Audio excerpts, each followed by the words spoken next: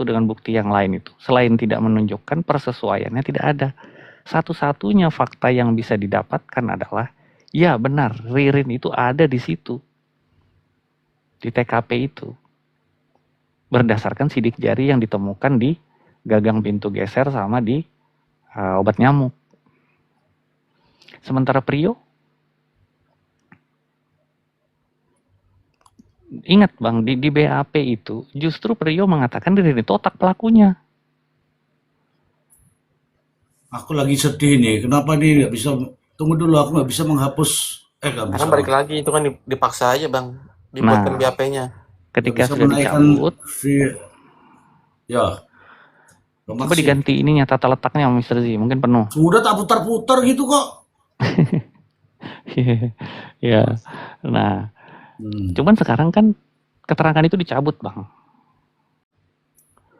Justru Prio sendiri di dalam eksepsinya bahkan mengatakan ada orang lain loh. Tapi Prio mengakui perbuatannya dia yang mengubur.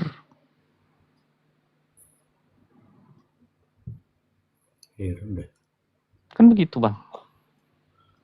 Oke, nanti kalau sudah tak kasih tahu nanti Bang Raffi kan kalau Ya, biar Bang Warapi langsung serp dia. Iya. Lanjut, mau makan malam dulu. Oke. Tapi agak gimana gua masih kawan ini ya, si Ririn nih. Ini Bang Maksi nih. Iya. Letak serunya di situ Bang. Iya Bang, karena caranya itu buat gue dari awal tuh janggal banget semuanya itu. Satu, dia sudah bilang amat Yani di Singapura. Nah, Terus sekarang ini aja pertanyaan mudahnya Bang. Sampai detik ini, sampai saat ini, analisa Bang Raffi condong kemana? Ririn pelakunya atau bukan? Gua. Kok ini soal keyakinan ya? Iya ya, keyakinan. Subjektif, pertanyaan subjektif. Keyakinan gua Ririn pelakunya di otaknya. Oke. Nah, Mr. Ji, izin Mr. Blind. Ya, silakan. Badut. Nggak bisa juga begitu. Dia bilang otak juga harus ada dasarnya. Tunggu ya dengan saya nanti ya. Bukan, maksudnya begini loh, ini kan subjektif. Mr. Blind. Iya. Saya coba menanggapi dulu, bagi Bang ini Raffi. keyakinan Mr. Z. Bang Raffi saya menghargai Bang Raffi, tapi begini Bang Raffi. Bicara hukum, bicara fakta, data dan bukti-bukti ya. Oke ya. Enggak, kita nggak bicara hukum Bang Maksi. Mr. Blind tadi mendasarkan keyakinan saya. Iya, tapi kita edukasi nih. Nggak apa-apa, saya hargai.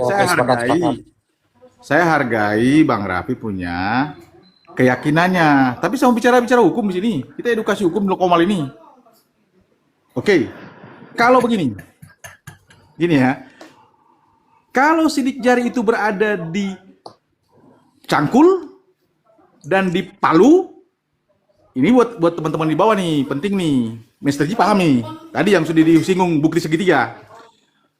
Kalau sidik jari itu berada di Cangkul dan di Palu, Mr. Ji, bukan di pintu geser dan di semprotan nyamuk, maka bukti segitiga menjadi sempurna, Mr. Ji. Betul.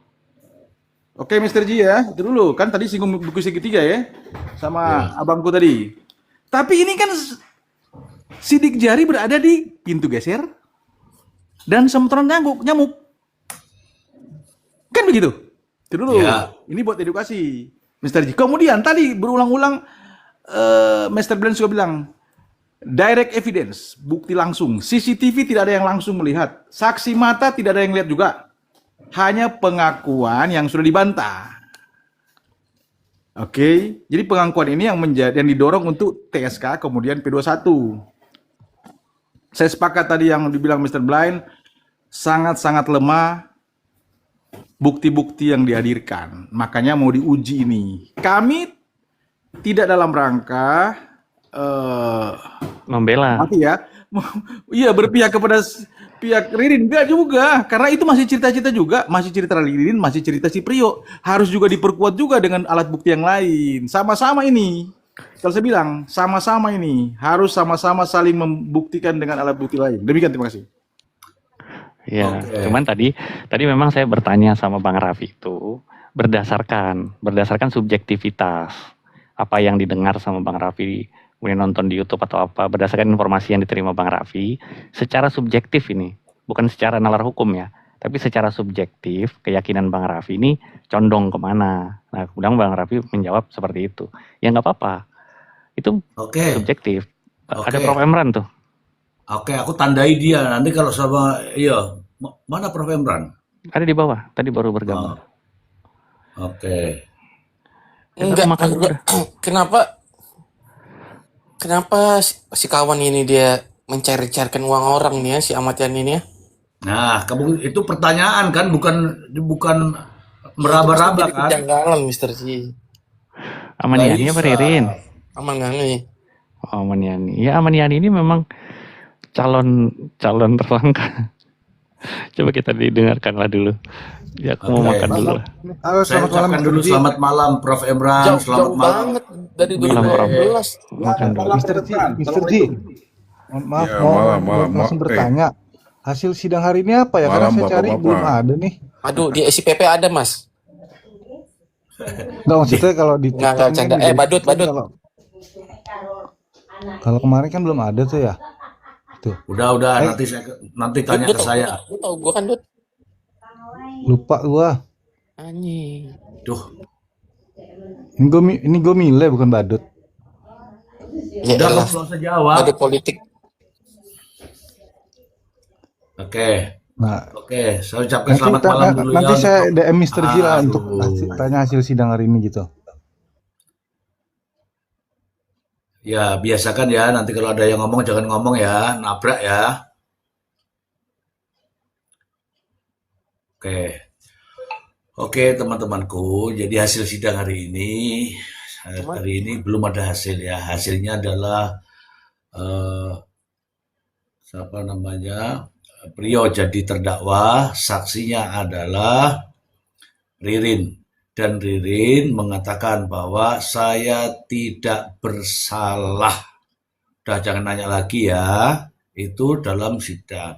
Sidang itu sempat ricuh, kemudian diskors, kemudian disidang lagi. Pengakuan daripada Ririn masih sama seperti yang sebelum-sebelumnya. Sehingga marahlah itu pengunjung sehingga ricuh. Oke. Jangan ditanya lagi ya, karena kalau ditanya lagi kan berarti harus apa namanya? Harus ke sana lagi gitu ya. Dibaca saja, nanti ketemu. Oke. Nih, sidang pembunuhan satu keluarga di Indramayu ricuh terbit pada 15/18. Oke, sampai di situ. Kemudian Bang Raffi tadi menyampaikan bahwa ini Bang Raffi cenderung bahwa si Ririn adalah pelakunya. Nah, sekarang saya bertanya sebagai seorang apapun nih Bang Raffi, dasarnya apa ya Bang Raffi kalau dia tersangkanya atau terdakwanya sekarang Bang Raffi? Oke. Balik lagi dong ke hukum lagi gitu gue ceritanya nih. Loh ini oke nggak ada Mister ya. Ji, nggak gini. Tapi saya jawab. Iya, Tapi ini tegas, Mister Ji. Ini berdasarkan apa namanya? apapun Kejanggalan. berdasarkan apapun silakan. Ya, kejanggalan yang menurut saya ini nggak menjadi masuk apa namanya? Akal. Karena gini, memang kita semua balik lagi lihat hal apapun yang dilakukan itu, kita coba menganalisa itu berdasarkan apa sih sebenarnya tujuan dan niat dari orang melakukan hal tersebut. Misalkan contoh aja, ketika penyidik nih menghilangkan atau memusnahkan WhatsApp ataupun dari kartu si Ririn, pertama, apa sebenarnya motivasi seorang penyidik melakukan hal itu? Satu. Tapi posisi kedua bisa dijawab nih. Kalau misalkan dia yang melakukan itu si Ririn, yang menghilangkan si kartu itu, yang menghilangkan menghilangkan WhatsApp-nya dan sebagainya, itu bisa jadi masuk akal ketika dia takut diketahui bahwa yang namanya Aman Yani itu posisinya memang tidak di Singapura. seperti apa yang selama ini diceritakan. Itu Mr. Z. Yang Terus yang takut kedua, siapa? Yang takut siapa? si Ririn. Oke. Ririn, karena kan peristiwanya ini kan berdasarkan keterangan saksi yang lain nih sebelumnya Mr. G. 2016 Arman Yani hilang. Sudah tidak ada di rumah tuh. Oke, nanti saya jawab. Kamu ceritakan semua tentang Aman Yani dan seterusnya urut. Ayo, oke, silakan. Nah, 2016 Arman Yani hilang. Mm-mm. 2018 si Ririn itu melakukan pencairan dana atas nama rekening Aman Yani dengan memasukkan dokumen. Halnya sama nih ceritanya nih masih kan, seolah-olah Aman Yani ada dan sebagainya, bahkan telepon keluarga pun begitulah konsepnya. Cuman yang jadi masalah nih, balik lagi, ini timbul pertanyaan Mr. Z. Karena hakim pun pasti sama begini. Kalau memang tidak ada, karena apa namanya, hakim itu kan memutus berdasarkan keyakinan nih, plus dua alat bukti tadi. Kalau dua alat bukti sudah ada, keterangan saksi yang lain bilang bahwa misalkan ada yang bilang bahwa setelah ada pembunuhan si Ririn sama si siapa namanya, si Prio pergi berdua, Iya, kan? berdua, terus berdua. ya berdua. Oke. Walaupun memang belum nggak bisa itu jadi jaminan, karena kalau balik lagi ketika ditanya, apa kita menjamin bahwa si Ririn pelakunya? Yang nggak baik lagi kayak omongan si siapa Herwanto kemarin. Kalau soal masalah itu ya baik lagi, hanya dia si Ririn itu yang hanya pelaku itu yang tahu hanya sama Allah lah. Ya, oke. Nah, Saya kasih gambaran dulu karena saya ngikutin ini siapa namanya Raffi terkait dengan 2016 itu menghilang dari bumi atau menghilang dari rumah. yang nggak tahu Mr. Hilang, pokoknya hilang kan? Bedakan dulu. Hilang dari keluarga. Begini, 2016 itu dia pisah, maksudnya tidak ada hubungannya dengan istri. Oke ya, sampai di situ ya. Oke, 2018 dia kan sudah ngajukan pensiun tuh. 2018 dapat namanya tunjangan pensiun. Oke. Dapat tunjangan pensiun itulah yang digunakan oleh dia ngasihkan ke Ririn menurut pengacara Tony. Oke. Kemudian dia ada di mana 2016, 2018 sampai sekarang? Bang Raffi, saya ini pensiunan Bang Raffi. Tidak ada pensiunan di Indonesia ini yang tidak dicek tiap bulan. Oke. Jadi semua yang dicek tiap bulan, ya, yang dicek tiap bulan itu wajahnya pensiun. Instruksi bang. Ya. Instruksi bang Ji. Apa itu? Enggak, maksudku gini mas, saya instruksi sebaiknya kita lebih ke condongnya ke materi persidangan saja. Oh, enggak, ini Nggak ada apa-apa Raffi yang ini bertanya. keyakinan ini nggak apa-apa. Enggak apa-apa. Raffi yang bertanya Enggak, karena bukan. dia Enggak, berdasarkan podcast. Kalau podcast itu oke lah. Tapi nggak Podcast ada itu kan hubungannya tetap dengan aja perkara Mr. G. ini. Podcast itu kan Nggak ada. berdasarkan keterangan itu. Iya. Oke. Terus Betul. ini Sudah sekarang ditutupkan. siapa Aman Yani itu? Aman Yani itu pegawai BJB. Ada manusianya, ada. Apa buktinya? Buktinya uang pensiunan tiap bulan sampai bulan terakhir pun diterima oleh yang bersangkutan. Oke? Justru itulah kepala direktur BJB di Jawa Barat itu bertanya. Makanya dilaporkan sekarang ini. Ada. Dilaporkan ke siapa? Ke polisi. Ini nanti akan seru itu. Akan seru. Oke, sampai di sini. Tidak ada hubungannya. Uang-uang yang tadi di 2016 hilang, 2018 terima duit. Tidak ada hubungannya. Nah, sekarang di 2025-2026 muncul kalimat nih. Saya bukan pelakunya. Kaki saya dipatahkan. Siapa pelakunya? Aman Zoni. Kemudian nyebut yang lain itu. Ada Hardi, ada Jogo, ada Yoga. Mungkin nama ini ada Hardi, Joko, Yoga. Kita tidak tahu masih hidupkah, tidakkah. Tetapi berdasarkan penelusuran pensiunan tadi, Ahmad Joni masih ada karena masih terima duit. Duit apa? Duit pensiun yang tiap bulan itu ada. Clear di situ. Itu urusan subjektifnya. Oke. Jadi Ahmad Jani ada. Siapa itu Ahmad Jani? Omnya sendiri, Ririn. Jadi kalau om sama ponakan, ya udah tahu sendiri. Pastilah ada sesuatu yang begitu. Oke ya. Nah, inilah karena kemarin tidak ada yang memberitahu pada saat di polisi itu tidak ada pemberitahu nama-nama ini. Nama ini tuh tertutup. Nanti di pengadilan ini baru muncul. Makanya kalau ditanya, kenapa polisi nggak kejar? Kenapa polisi nggak ini? Ada 4 orang. Karena polisi tidak orientasinya bukan orang ini. Orientasinya polisi ya 2 orang pelaku ini yang sekarang ini menjadi terdakwa. Kenapa dia mengakui? Kenapa dia tanda tangan? Kenapa sampai dia disidang? Ya inilah sekarang pembuktiannya. Sehingga Ririn mencabut semua keterangannya. Begitu. Oke. Yang berikutnya terkait dengan ini kan kata Prof. Imran, ini kan kasus pembunuhan. Yang kasus pembunuhan itu yang dibuktikan bukan sidik jari, bukan CCTV, materialnya apa yang dilakukannya, gitu loh ceritanya tuh, apa yang dilakukannya. Nah, untuk membuktikan apa yang dilakukannya, inilah yang kita sedang bicara-bicara ini.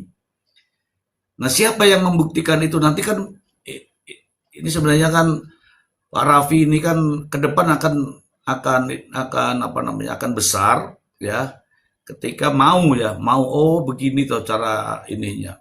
Ini tuh pembunuhan berencana. Kalau pembunuhan berencana sesuai dengan pasal yang didakwakan oleh jaksa, jelas ada motif.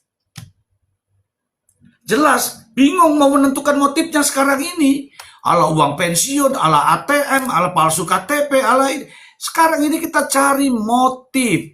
Sebagaimana yang didakwaan di jaksa itu 340 dengan alasan ini ceritanya sudah membayar uang 750.000. Ketika ditagih tidak mau bayar sehingga muncullah dendam 700.000 dibandingkan 5 orang nyawa. Logis apa tidak kan begitu.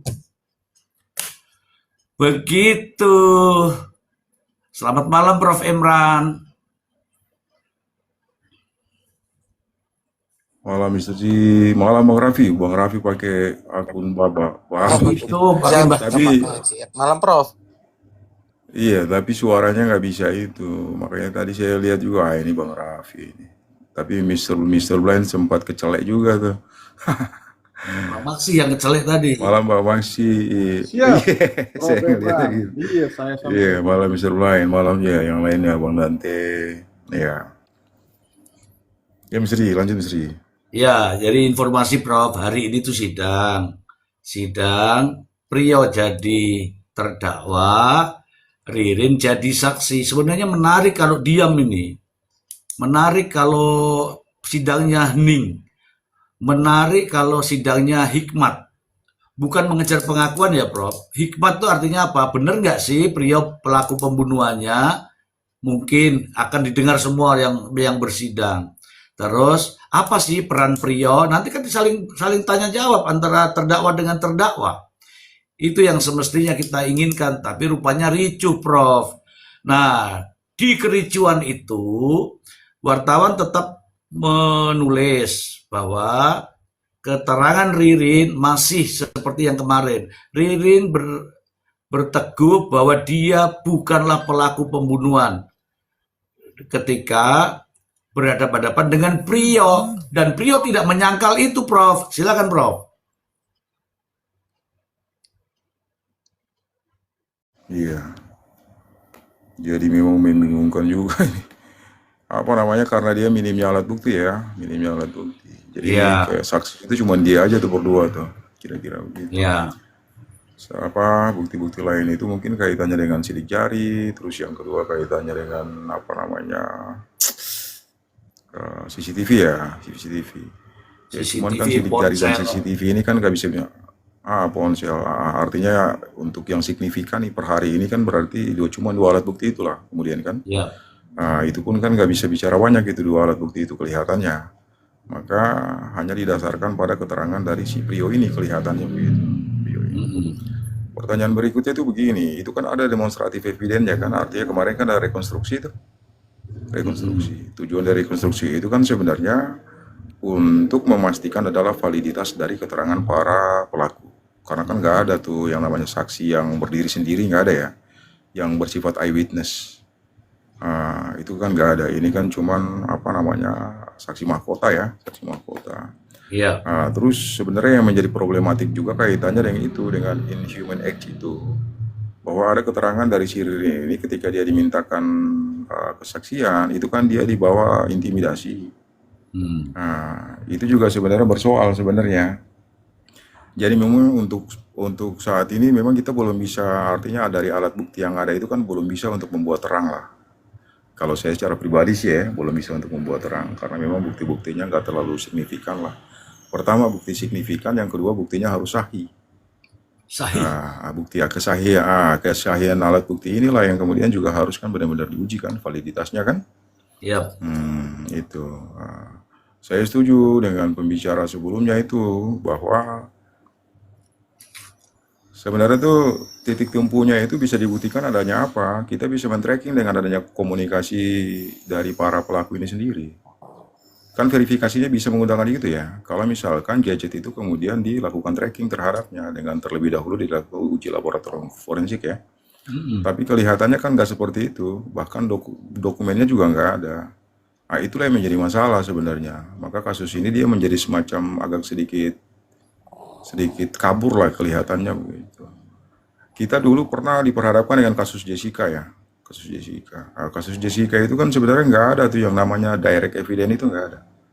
Alat bukti yang memang kemudian benar-benar signifikan untuk menunjukkan adanya perbuatan dari si Jessica itu kan nggak ada. Maka di saat itu muncullah teori yang namanya circumstantial evidence itu. Circumstantial evidence itu juga sebenarnya nggak kuat. Cuman karena ada satu kepentingan untuk semua perkara ini harus sampai pada putusan, maka kemudian diputuslah terdakwa secara sah dan meyakinkan bersalah melakukan tindak pidana A, B, dan C. Tapi para akademisi sendiri, bahkan saya yakin teman-teman kita semua di sini, bahkan kita juga sebenarnya sepakat bahwa pembuktian dalam kasusnya Jessica itu kan sebenarnya rapuh kan, bahkan itu nggak bisa untuk membuktikan. Itu terlihat dengan adanya apa? Di sana tuh yang adanya itu yang terjadi itu adalah perdebatan ahli. Kalau kita merujuk pada 184 sebelumnya atau 188 di KUHP lama itu kan sebenarnya keterangan ahli itu nggak bisa dijadikan sebagai alat bukti petunjuk. Tapi hakim memaksakan untuk kemudian menggunakan keterangan ahli itu sebagai alat bukti petunjuk yang kemudian dia menggunakan teori circumstantial evidence itu. Adanya persesuaian antara satu keterangan dengan keterangan yang lain yang menunjukkan adanya suatu fakta peristiwa. Itu sebenarnya. Jadi kalau kita relasikan dan kalau kita relasikan dengan case ini, saya sendiri sebenarnya kalau merujuk pada alat bukti ini sebenarnya nggak bisa untuk menjelaskan apapun kaitannya dengan dakwaan itu sendiri. Itu pertama. Yang kedua, mungkin kronologisnya, mungkin dia berangkat dari kronologisnya ini. Kan ada dua ya, satu kronologis by dakwaan, satu lagi versi dari si Ririn. Iya. Versi dari si Ririn ini kan seolah-olah dia patahkan seluruh dakwaan kaitannya dengan keterlibatan dia dalam case ini. Bantah. Dia bahkan menyampaikan bahwa keterlibatan dia itu pada pasca, bukan pra, ataukah pada saat pembunuhan itu terjadi. Itu sebenarnya. Jadi saya kira kalau Bang Tony sendiri pun nggak perlulah dia bersusah payah untuk kemudian menampilkan alibi. Karena kenapa? Karena kalau dengan alat bukti yang ada saat ini kan sebenarnya belum cukup signifikan. Hakim harus yakin dengan dengan dakwaan itu berdasarkan indikasi dari alat bukti itu sendiri kan. Kebenaran faktualnya kan didasarkan pada indikator dari alat bukti itu sendiri. Karena alat bukti itu kan dia bersifat alat untuk membuktikan suatu tindak pidana. Itu sebenarnya sih, Mr. Ji. Siap, Prof. Nah, terkait dengan ada keinginan misalnya nih, Prof, keinginan karena untuk mendukung pembelaan daripada Bang Tony ini membela bahwa ingin menunjukkan bahwa si Ririn itu keberadaannya bisa terlacak dari handphone. Apakah eh, sebagai kuasa hukum bisa meminta kepada hakim untuk selanjutnya meminta jejak digital itu, Prof? Iya, itu sih bisa. Karena itu kan otoritatif hakim tuh. Kalau kita Iya. dasarkan pada 2, 3, 5 alat bukti per hari ini kan sebenarnya hakim itu punya otoritas untuk sebenarnya dia meminta dilakukan uji ulang kaitannya dengan setiap alat bukti itu.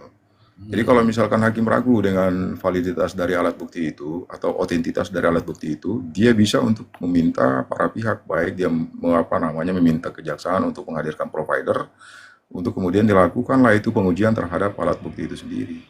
Sebenarnya itu, bahkan kalaupun ini kan hakim ini berkepentingan untuk menemukan kebenaran yang sebenar-benarnya, Ya, sebenar-benarnya. sebenarnya. Maka tanpa pun permintaan dari para pihak sendiri, ya hakim berkepentingan untuk kemudian meminta keterangan baik dari provider ataupun alat bukti CCTV itu sendiri untuk kemudian dilakukan bedahlah di dalam persidangan. Jadi Ya. saya selalu merujuk pada case-nya si Jessica tuh. Kalau case-nya si Jessica itu kan kita lihat forum itu kan seperti laboratorium ya. Iya.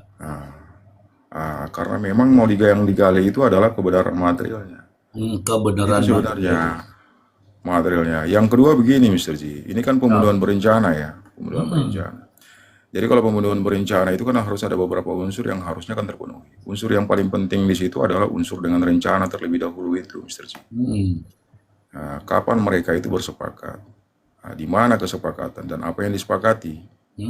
Yang kedua, ketika orang melakukan pembunuhan, berarti kan ada motivasinya. Motif, ya. Motivasinya. Dia karena dia bersifat dolus premeditatif. Tapi kalau dolus premeditatus, kalau misalkan dia pembunuhan biasa, berarti motifnya nggak perlu. Karena orang bisa di tengah jalan tiba-tiba saja dia tersinggung, terjadi pembunuhan. Iya. Berarti dia suddenly lah ya, suddenly. Dolus directus gitu. Tapi dalam konteks pembunuhan berarti motivasinya itu harus kuat. Iya. Karena motif itu dia merupakan driven, dorongan seseorang melakukan tindak pidana.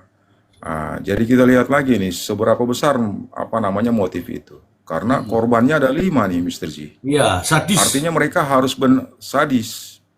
Artinya benar-benar pembunuhan ini benar-benar harus direncanakan dengan benar-benar matang, dengan dorongan yang kuat.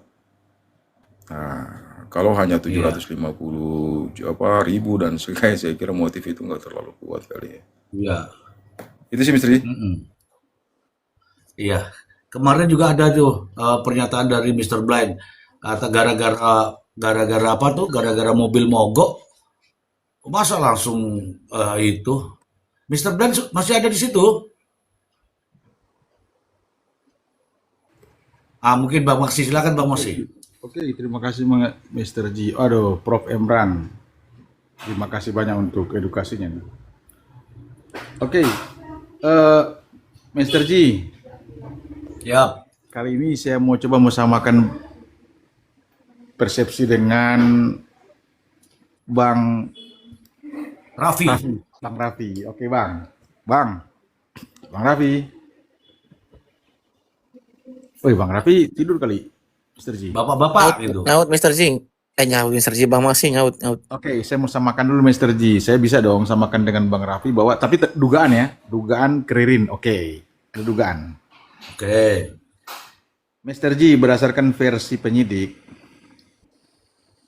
Ririn pada saat tanggal 2, kan tanggal 1 heboh kan, tanggal 29 pembunuhan. Iya. Tanggal 1 heboh. Karena langsung seluruh Indramayu.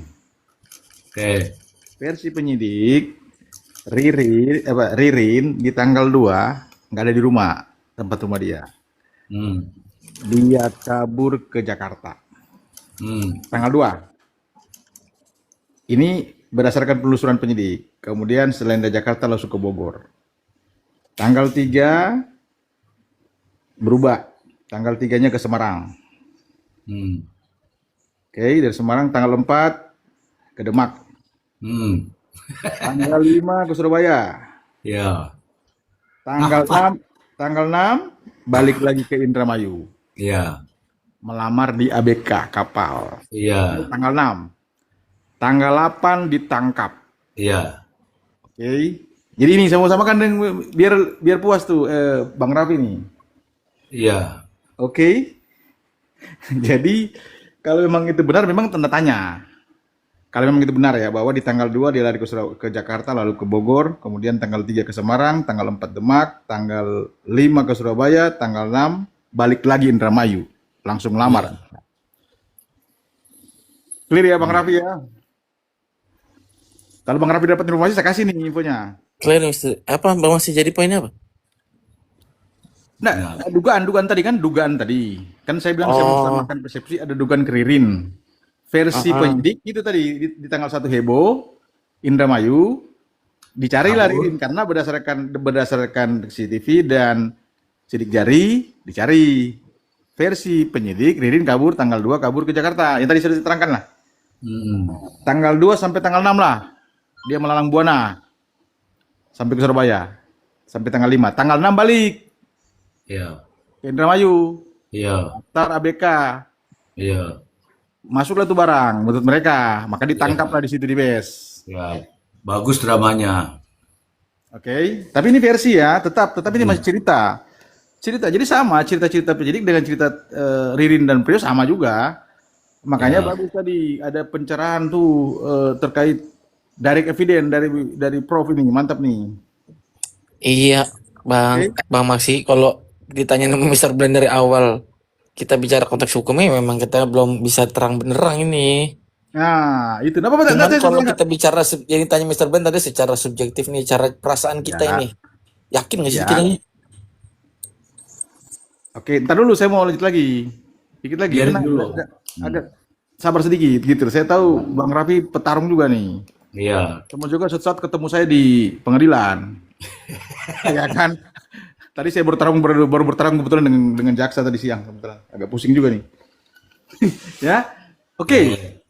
Ini berusaha apa yang Mr. G? Saya harus buka nih Mr. G. Tadi ada pelarian tadi tuh. Ya. Memang pertanyaan besar, kenapa dia lari? Kalau itu benar keterangannya. Kenapa dia lari? Dari tanggal 2 sampai tanggal 6. Lari. Bagus tuh karena kasusnya besar jadi dia takut lari. Nah, kan jadi pertanyaan besar itu Mr. G memang. Ya, tapi kok kembali lagi ya itu yang itu. Balik lagi tanggal 8. Iya.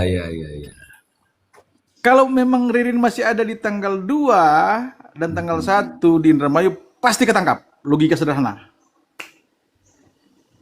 Ya. Saya sedikit buka Pandora di Mr. G ya. Buka. Saya tidak berpihak. Iya. Jadi sudah saya informasi ke Mr. G. Kemarin. Tapi kan saya bilang ke teman-teman di sini, Mr. G punya Komal ini tidak berpihak. Saya. Kalau Bang Raffi berpihak, nggak apa-apa juga. Kan begitu. Nggak masalah. Kita hargai itu. Sama kayak dulu, Bang Raffi berpihak ke Reject Ladies, sama juga. Nggak apa-apa, kan begitu. Kita juga sama, kita juga Reject Ladies sama. Kali ini nggak apa-apa, kita sedikit beda. Very different, nggak apa-apa. Tapi, satu terakhir Mr. G. Kita bicara fakta persidangan. Yaudah deh, kita samain lagi deh pendapat kita deh. Nggak apa-apa Bang Raffi, nggak apa-apa. Kan kemarin kita sama waktu RG, nggak apa-apa. Yang penting masih praduga lah. Jadi kita mau masuk di Mr. G. Persidangan sebelumnya, saksi yang dari JPU, 21 saksi ya. Faktanya, tidak ada satu saksi pun yang melihat langsung. Direct, langsung melihat. Tidak ada Mr. G. Iya. Termasuk CCTV. Kemudian hari ini saksi dari pihak terdakwa Mr. G. Iya. Berarti kan masih abu-abu Mr. G. Kira-kira sebentar begitu Mr. G. Demikian, terima kasih. Oke, ini juga pertanyaan Bang Masih tadi. Prof. Emran juga sudah menyampaikan bahwa ini kan pasalnya ini kan 340 waktu itu ya Bang Maksi ya. Bang Maksi, Bang Raffi.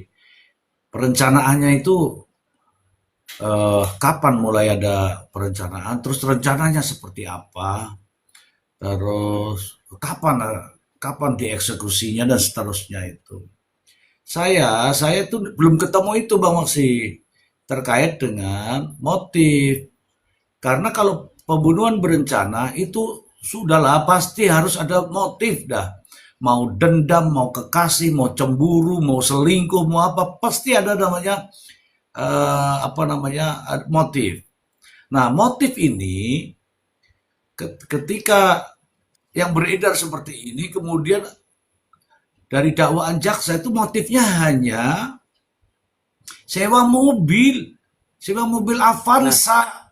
Bentar, Mr. Ji. Kemudian Avanzanya mogok, katanya itu sudah dibayar, diminta lagi. Nah, diminta lagi tuh 750.000 lah. Kau minta 750.000, itu kan pengusaha. Kalau itu yang terjadi. Tapi kenapa mesti pembunuhan 5 orang itu? Ya kan? Berarti kan nggak ketemu gitu loh, nggak ketemu. Kalau itu yang dampaknya tuh 5 mayat dikuburkan ini, tapi kok cuman gara-gara 750. Nah, itu yang kita mau tahu. Silakan tambahi Bang Maksi kalau ada yang keliru. Mister Ji, kalau saya mau kutip ya, karena Prof tadi sudah singgung kasus Jessica, kebetulan saya salah satu saksi juga di situ di Grand Indonesia. Saya salah satu saksi, Mister Ji. Dan saya sempat ribut sama Krisna Mukti waktu itu. Ribut mulut. Oke, waktu di TKP ya, olah TKP. Saya mau katakan begini, Mister Ji. Aduh, saya sampai lupa lagi, Mister Ji. Tadi Mister Ji. Tadi itu. Itu motif. Oke, motif. Gini, Prof Edi pernah mengatakan, pasti kita tahu semua nih, motif tidak perlu. Itu jadi perdebatan dulu. Kasus Jessica itu. Mungkin teman-teman masih ingat. Mr. Ji, itu Prof Edi. Motif tidak begitu penting, kata Prof Edi. Terjadi perdebatan. Itu dia sebagai saksi ahli waktu itu. Nah, kalau saya mau masuk begini, Mr. Ji, makanya saya mau memuaskan Bang Raffi aja ini. Pertanyaan besar, kan tadi tanggal 2 sampai tanggal 8. Kok si Evan, dia berinisiatif untuk datang ke polisi. Si Evan nih, yang tadi menggadaikan mobil. Ya. Tapi kok Ririn ada di TKP, tidak datang ke polisi. Biar Bang Raffi puas. Oke? Jadi tanda besar sekali itu memang. Kenapa Evan datang ke polisi, Ririn datang tanggal 2 sampai tanggal 8, tunggu ditangkap dulu. Itu jadi pertanyaan. Tetapi itu masih juga versi daripada penyidik. Demikian, Mr. Ji, terima kasih. Itu kalau tangkap Ririn tuh berdua dengan si siapa namanya? Prio ya. Ini izin Mr. Z. Ya. Pertama begini teman-teman ya. Ini kita jangan salah persepsi dulu nih. Tadi pertanyaan saya ke Bang Raffi itu sebenarnya pertanyaan subjektif saya kepada Bang Raffi itu bukan untuk berdebat, bukan untuk mengetahui Bang Raffi berpihak pada siapa. Maksud saya itu sebenarnya secara subjektif ya. Sampai sejauh ini, menurut Bang Raffi, kasus ini tuh pelakunya siapa? Nah, hanya itu sebenarnya pertanyaannya. Bang Raffi bilang, menurut saya, keyakinan saya nih, Ririn. itu Ririn. Tapi bukan berarti Ririn pasti pelakunya, bukan begitu. Karena saya kan sudah terbiasa berdiskusi dengan Bang Raffi nih. Kita tuh pasti punya apa ya, istilahnya tuh gambaran awal. Kita tuh punya gambaran awal, tapi bukan berarti kita berpihak pada A, B gitu. Tapi gambaran awal. Karena pasti yang kita lihat kan berita-berita di media nih. Nah itu sebenarnya. Jadi bukan berarti Bang Raffi itu berpihak pada atau mendukung si jaksa dalam hal ini. Nah itu sebenarnya. Itu dulu, harus clear dulu itu. Jadi Bang Raffi bukan musuh debat sebenarnya. Terima kasih. Itu ya, itu yang pertama. Itu yang pertama. Kita bisa. Bukan, sebenarnya sama-sama kita semua sama. Prof, saya bingung juga sama Mr. Ji, kan dari awal sudah tegas itu. Saya ditanya Mr. Blind. Ini Raffi, Bang, menurut lu gimana? Berdasarkan penilaian subjektif lu yakin gak bahwa si Ririn itu pelakunya? Yakin gua. Nanti tanya lagi sama Mr. Ji. Keyakinan Bang Raffi berdasarkan alat bukti, ya itu lagi. Gini.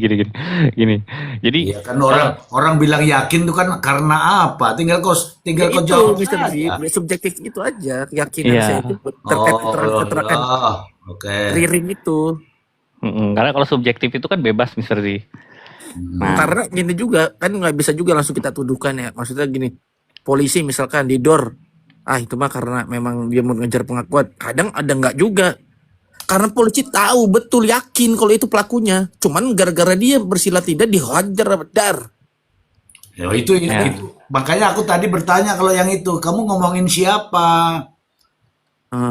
Kalau Ya. ngomongin aku, itu aku lakukan. Nah. Tapi aku tidak mau kalau yang bukan. Harus yang iya. Kenapa? Kalau yang bukan masalah buat saya. Nah, pertanyaannya kan kapan itu bisa dikatakan dia benar apa bukan, Bang Mr. Ji?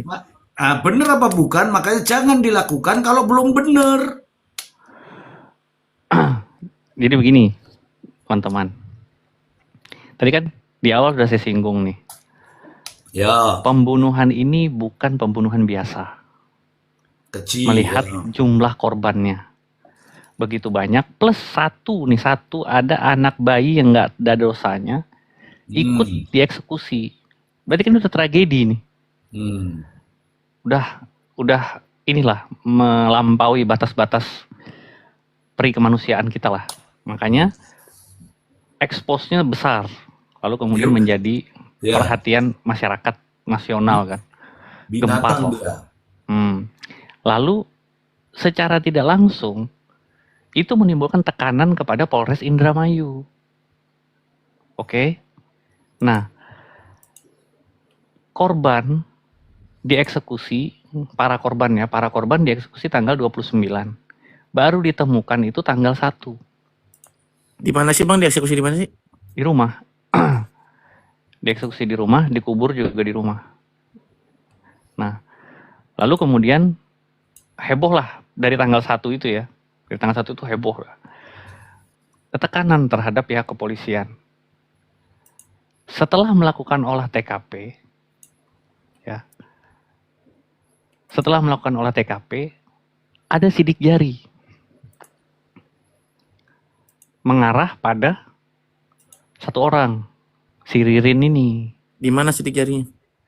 Di gagang pintu geser sama di obat nyamuk.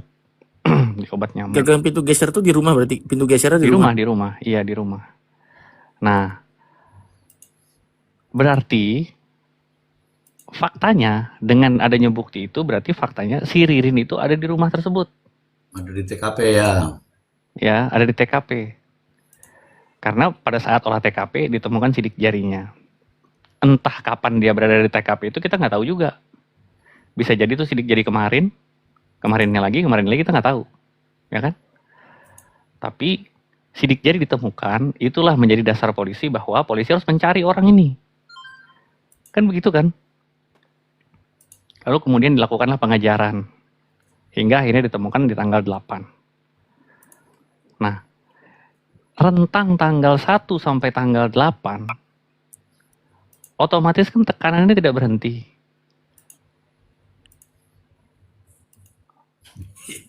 Iya kan? Iya. Iya kan? Otomatis kan? Bagaimana Taruh, nih Bang, wartawan? jangan langsung ditangkapnya, ntar dulu. Dari peristiwa itu dulu. Nah itu kan Iya, ada keterangan. Itu ada keterangan juga tuh yang kemarin di hotel. Ada bukti CCTV di hotel mana itu namanya? Belum dong. Ini kan kalau itu kan keterangan itu didapat nanti untuk mencocokkan kan? Untuk mencocokkan. Tapi ada CCTV itu kan? Ada. Yang si Ada Rio beberapa si- ya CCTV di hotel. Nah, lalu kemudian, setelah ditangkap lah ini kan, baru ada peristiwa interogasi dan lain sebagainya. Teruslah berlanjut itu, ya kan? Nah, hingga muncul press release-nya Polres sama terakhir di surat dakwaan. Nah, produk hukumnya berarti surat dakwaan udah jadi nih. Dibacakanlah surat dakwaan itu, ya kan?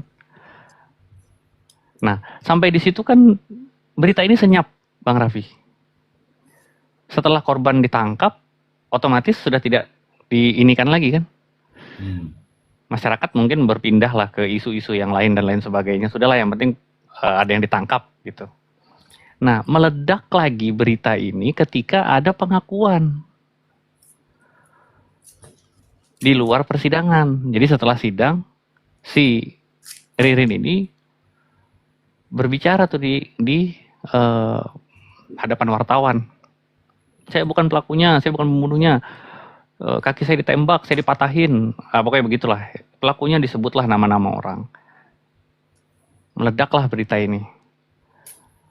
Berarti secara tidak langsung ya, dakwaan itu coba dibantah oleh Ririn.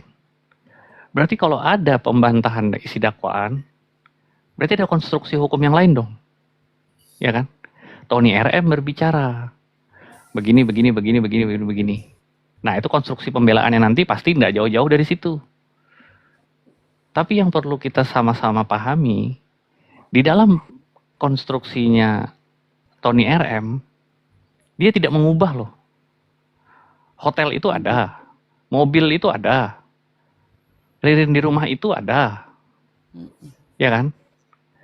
Hanya menghadirkan orang-orang baru dengan perannya masing-masing. Jadi yang disampaikan Tony RM itu betul, Ririn itu ada di rumah itu betul. Ada. Lalu kemudian di hotel itu menginap, ada. Ya kan? Berarti kan tidak ada yang dirubah sama Tony RM sebenarnya. Cuman kronologisnya, timeline-nya yang berubah nih. Bahwa dia di rumah itu kapan datangnya, kemudian apa yang dia lakukan, itu kan baru dijelaskan Tony RM kan? Nah, itu Bang. Tapi beda Bang, yang di hotel itu keterangan Bang Tony RM itu dia dengan Joko. Ini saya tekankan lagi ya. Itu dengan Joko, si Ririnnya. Tapi Enggak begitu. Abang salah dengar mungkin. Ceritain awal-awalnya. Enggak gitu mana? Coba yang abang Dia dengar kan apa? disuruh apa ke hotel kan di Mampir. Ya kan? Dengan si Joko beli nasi bungkus itu, terus mereka mengarah ke untuk ketemu dengan si Amayani itu kan.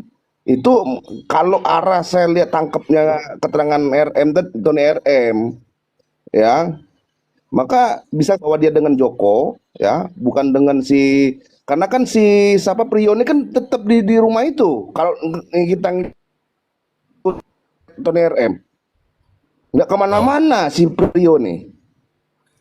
Ini Tapi yang mana? fakta dari dari CCTV hotel ya, dengan keterangan Abang. ini.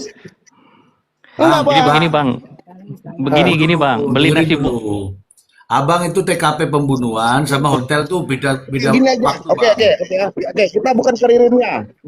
Enggak kita berdasar ke Ririn dulu. Posisi keberadaan Priyo. Ya, kita kutip dari pernyataan Tony RM. Priyo di mana? Keluar nggak dari rumah itu?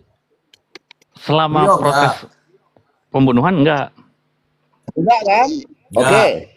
Tetapi ya, dari bukti dari CCTV di hotel, keterangan karyawan resepsionis ya, yang menyatakan juga dia menggunakan KTP si korban juga untuk perlengkapan administrasi hotel itu, dia dan juga keterangan orang Hari bengkel. besoknya itu. Hah? Hari Ini besoknya waktunya itu, sudah Bang. berbeda Bang. Waktunya sudah berbeda. Tanggal 30 kan dia hotel itu dia. Bukan hari besoknya itu, Bang. Abangku dengar aja dulu. Itu hari besoknya. Enggak, tanggal berapa hari besoknya, Bang? Tanggalnya dulu. Iya betul, tanggal 30. Nah, tanggal 30 kan? Nah, tanggal Iya. 29, 27 sampai 29 ya. Itu udah dipastikan ya. Si Ririn dan Priyo itu, si Ririn utama ini ke arahnya keberadaan Ririn ya. Itu saya bisa tangkap dia berada 27 sampai 29 itu dia berada di di rumah korban. Karena yang bisa mengarahkan situ si istrinya Ririn telepon video call. ya kan? Oh saya di rumah ini, dan dari pernyataan istrinya si Ririn itu, saya ngelihat istri Ririn itu sering ke rumah itu, mengenali isi rumah orang. Ya, nama orang juga sering ke rumah. Oh itu sopanya rumah Budi ya? Oh iya, saya di sopa nih, nah gitu. Ya kan dia teman, memang teman satu Nah, BPP. begitu Bang saya tangkapnya. Nah, Iya. jadi kan 30 pas dong, 29 disinyalerkan ada 29 dia ada di situ 30, dan kita ambil keterangan Evan dulu lagi nih, kita kaitkan lagi nih. Ya. Sebentar Bang, gini Bang, ini soal hotel aja dulu. Yang di hotel itu siapa? Yang di hotel kan dari hasil pemaparan pembuktian saksi di persidangan yang sebelum ini ya, bahwa di situ kan ada saksi ditanyakan nama satu karyawannya apa? Gini aja Bang, di hotel itu Tuh, siapa? Ada ntar siapa? dulu Bang. Aduh, ini apa namanya? Saya tulis. Oh. Nah, pertanggal 30 bahwa dibenarkan ya si Ririn dan si Prio memesan satu kamar yang bernomor 210 dengan menggunakan Tony RM juga bilang begitu Pak Bang. Budi. Ya itu Tony benar. RM juga bilang begitu. Benar. Hari berikutnya ya. Tony RM juga bilang memang si Ririn sama Prio memang nginap di hotel. Putus-putus Bang. Si Jadi Prio apa pusat. sama si Joko Bang? Tony RM itu berulang kali bilang. Enggak, ya, sama Prio apa sama Joko? Prio sama Ririn. Oh ya udah, nanti saya potong videonya yang di Denis Sumargo. Silakan Bang, lanjut Bang. Iya. Abang lihat podcast kita baru lihat VT yang kemarin Bang. Ya lanjut. Ya. Bang, jangan begitu tolong ukurnya Bang. Abang salah kayak gitu ngukurnya. Ini kan informasi nyata, real. Media sosial orangnya sendiri yang ngomong dan disaksikan orang juga di situ dan dipublikasikan. Nggak bisa Abang tolak. Oh Abang cuman dari tolak ukurnya podcast, nggak bisa seperti itu Bang. Loh, Abang dapat Kecuali- informasi dari podcast kan? Iya. Saya tapi dapat informasinya dari media sosialnya Tony Jadi RM. seolah-olah Abang mendikte saya. Bukan Oh, mendikte. sampai cuma hanya bisa googling ini. Bukan begitu caranya. Tapi kita akan mengambil fakta yang menurut statement orang itu. Kita cocokkan Orang dengan yang ini, lain. gini Bang ya.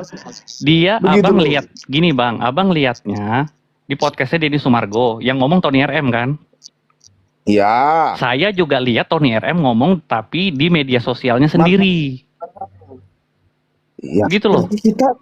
Berarti kan ada kesalahan statement di situ, perubahan statement. Ya udah, nanti kita sama-sama ya, nanti saya juga potong juga ya. Saya untuk memperkuat apa betul ya. Kalau saya tangkap bahwasanya si Prio itu tidak kemana-mana, tidak pernah mengikuti si Ririn, Joko. Kalau saya tangkap ya Bang ya. Iya, Dari hari podcastnya. pertama, di hari pembunuhan itu. Ya. Iya. Ya, jadi pertanyaannya kan tinggal kita cari si Joko nih kan. Begitu Bang, harusnya kita kan. Kita nyari alurnya nih kan. Iya. Nah, tinggal Joko nih. Nah, Joko ini alat bukti apa yang mengarah ke Joko, kan begitu, CCTV mana? Maka saya bilang, sebenarnya Kepolisian Republik Indonesia nih sebenarnya gampang cari kayak gitu loh. Nah, pertanyaan kenapa? Ini Ya Joko, kelas intelijen Joko ini aja masih Pak, misteri. anggota BAIS. Ya maka dari itu Bang, gini loh Bang, saya berpikir positive thinking Bang ya, bahwa Ya. Kepolisian Republik Indonesia Bukan, ini Bang, udah Bang. memiliki Bang, setahu saya, bentar Bang, setahu saya yang di hotel itu dibantah sama terdakwa. Bukan antara Prio dengan Ririn atau Ririn sama Joko. Di situ bukan Ririn, intinya gitu, tapi itu Joko. Itu keterangan dari PH-nya korban. Di persidangan terdakwa membantah itu karena itu bukan dia katanya gitu. Cuman kan saksi karyawan resepsionis kan mengatakan sama tukang bengkel bahwa itu betul. orang yang ini. Kan begitu yang saya sampaikan Apalagi- Bang, gitu loh Bang. Ya, Ririn sama Priyo itu sudah kemarin sudah diinikan. Kalau Ririn sama yang lain atau Priyo sama yang bukan Ririn itu berarti bukan itu. Oke. Ada kok di CCTV hotel juga ada semua. Termasuk mobil-mobilnya, kamarnya itu sudah jelas itu oke. Ririn sama Priyo benar tuh. Lanjut Mr. Brand, biar ditunggu dulu. Kenapa dia memesan atas nama Ahmad Yani ya? Nah, jadi begini Bang, makanya ini kronologis versi Ah, salah. Mesannya bukan atas nama Ahmad Yani. Mesannya atas nama Budi. Budi. Oke. Oh, KTP-nya ya. Ya. Ya, oke. Biar dijelasin dulu. Satu-satu aja nggak apa-apa. Jadi gini ya, nanti boleh dibantah kok. Ini kan kita membangun konstruksi ya, peristiwa berdasarkan keterangannya pengacara hukum penasihat hukumnya Ririn, berdasarkan keterangan Ririn ya. Jadi pada malam kejadian ya, Ahmad Yani itu sudah ada di situ. Kemudian Ririn datang. Lalu diajak keluar pergi sama Joko. Oke. Setelah kembali keadaan sudah bersih tuh. Priyo ada di situ. Jadi Priyo itu nggak kemana-mana. Ini saya nggak bicara pelaku-pelaku lain ya, hanya yang disebutkan nama-namanya aja. Kalau yang si Yoga Hardi itu saya nggak ini, hanya orang-orang yang disebut-sebutkan namanya aja. Nah, kemudian mau pulanglah si Ririn ini cuma ditahan sama Joko. Joko mengaku bahwa dia adalah kerabatnya si Budi. Sempat ditanyakan juga Budi kemana, istrinya kemana, pokoknya orang-orang rumah itu ditanyakan. Cuman sudah dijelaskan sama Joko, ada yang muntah darah lah kemana gitu ya. Tapi poinnya adalah mereka di situ sampai dini hari. Oke, keesokan harinya ya, dini hari itu pagi-pagi ya, mereka pergi bertiga. Joko bilang mau ketemu sama Budi. Pergilah mereka menggunakan mobil Corolla. Di pertigaan ke Bulen, pokoknya pertigaan itulah, aku nggak tahu nama daerahnya, mobil itu mogok. Joko turun di situ. Kemudian si Ririn bertanya, terus kita gimana nih? Kamu cari penginapan aja, cari hotel. Dikasihlah uang, tapi saya nggak bawa KTP katanya. Diberikanlah KTP-nya Budi. Pada waktu itu sama uang 500.000 untuk buka kamar, untuk check in ya.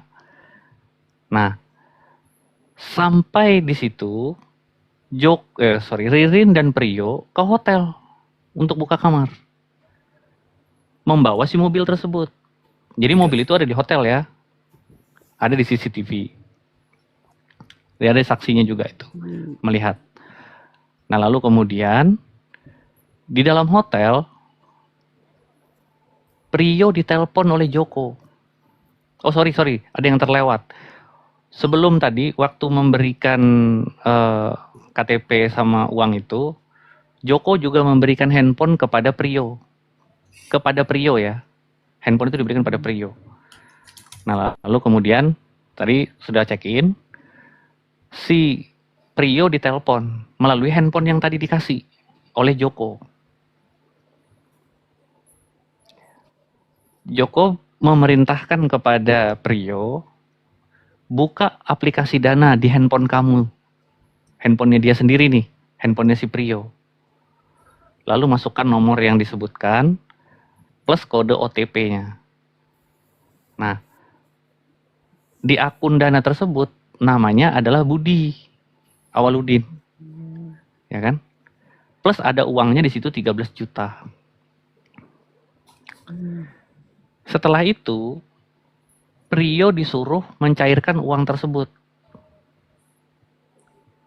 Nah, akhirnya Priyo berangkat menggunakan Grab. Priyo berangkat sendiri, Ririn ada di hotel itu. Ririn nggak kemana-mana. Lalu dia pergi ke BRI Link, ada 2 tempat, 2 lokasi, yang satu ngambil 3 juta, satunya lagi ngambil 10 juta. Kemudian diperintahkan lagi untuk mengantarkan duit tersebut ke suatu lokasi kepada Joko. Oleh Prio diserahkan uang tersebut 10.400.000. Yang 2.600.000 disuruh pegang disuruh pegang Prio untuk memperbaiki mobil, beli spare part sama ongkos bengkel. Udah, sampai di situ. Dan mobil itu diperbaiki. Nah, itu keterangannya Tony RM selaku kuasa hukumnya. Itu kronologis yang dia sampaikan. Nah, dari situ, makanya kemarin sempat kita bahas, Joko ini pinter. Di hotel dia nggak ikut. Kemudian dia hanya perintahkan, dia hanya menunggu di suatu tempat. Semua itu tidak ada bukti yang mengarah pada si Joko ini. Tidak ada CCTV, karena CCTV di BRI Link itu mukanya si Prio. Waktu menyerahkan uang nggak ada. Kwitansi, tanda tangan, dan lain sebagainya. Satu-satunya bukti adalah di handphone yang diberikan sama Prio itu. Di situ ada. Tinggal dilihat aja jamnya, tanggal 30, jam sekian, waktu dia di hotel, dia pasti bertelepon sama Joko. Lalu kemudian di akun dananya, ini ya, di akun dananya yang diinstal atau yang dibuka di handphone pribadinya Prio, itu pasti kelihatan kalau dilihat di aplikasi infonya, modified terakhir tanggal berapa. Jadi setiap aplikasi itu kita nginstal, itu ada di aplikasi info itu modified namanya. Terakhir itu kapan? Itu waktu terinstalnya itu bisa dilihat. Jadi sebenarnya saintifiknya banyak, teman-teman. Kalau memang polisinya niat. Hanya saja kan nggak ada. Termasuk ketika berangkatnya mobil tersebut dari rumah korban sampai tempat dia mogok, itu ada berapa titik CCTV. Harusnya kan bisa ditelusuri.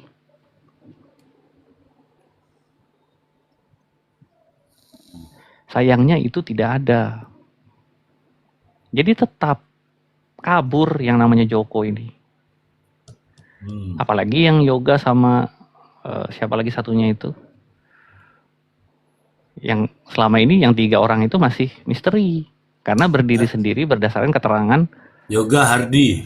Ya, Yoga Hardi. Yoga Hardi Joko itu masih misteri. Karena masih berdiri sendiri keterangannya. Hanya berdasarkan keterangan Ririn. Atau paling enggak diperkuat sama Prio lah.